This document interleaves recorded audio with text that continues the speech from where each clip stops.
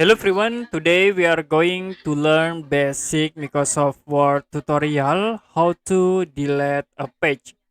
There are some options to create page. First you can press enter buttons to create new page, and another we can use the blank page. You can go to insert and use blank page, and the last we also can use the page break.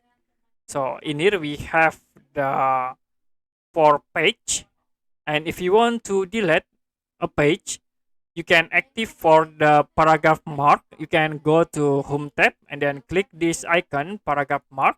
So you can see we have this page break. If you want to delete, you can click from this point and then use the backspace to delete the page break like this.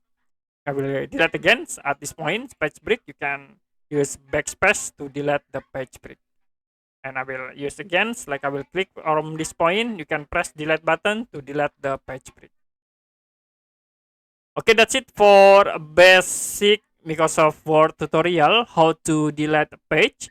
If you have any question about tutorial, you can comment below this video.